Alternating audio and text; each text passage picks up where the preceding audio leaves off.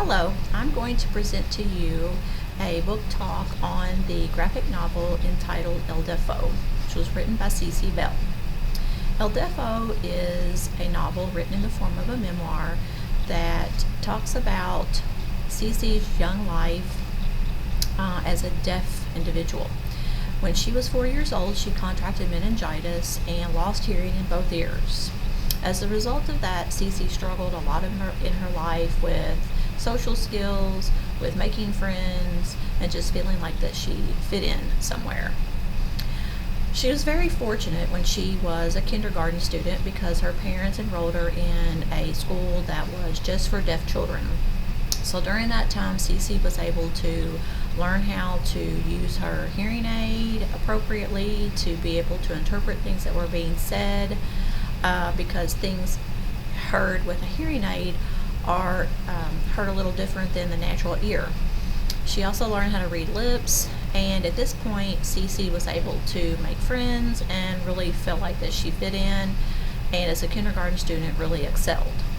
Problem is, when her family moved to the country when she was getting ready to start first grade, that's where she started to struggle a little bit. Cece had problems learning how to fit in with children with normal hearing. She kind of felt isolated, and in the book she describes herself as feeling like that she lived inside a bubble. Cece had some good news though. Her doctors fit her with something called a phonic ear, and shortly after Cece got the phonic ear, she was able to hear some things that she probably shouldn't have been able to hear.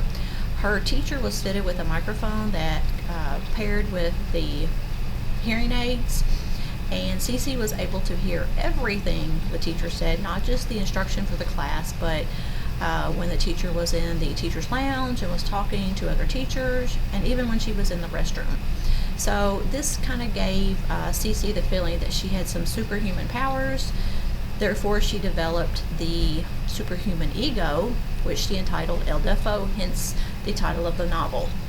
Whenever Cece was having struggles, whenever she was feeling down, when she was just struggling to really fit in, Cece kind of leaned on eldeafo to help her get through. She would talk her situations through with eldeafo and come up with a plan of action. We see Cece as she grows through her elementary years. Basically, she presents the different trials and tribulations that she faced as a young girl, not being able to fit in, having trouble having friends, always feeling self-conscious because she thought someone was always looking at her hearing aids. Talked about simple things such as just watching TV with her brothers and sisters and not being able to understand or interpret anything that was being said, with the exception of reading the captions. If she visited friends and stayed overnight, girls tend to still have conversations until they drift off to sleep after the lights are turned out, and at that point Cece wasn't able to read lips, she couldn't hear very well, and she just really felt like that she was isolated from the other friends.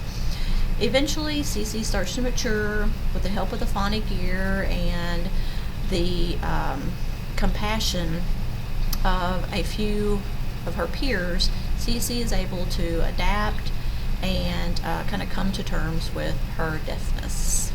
Thank you.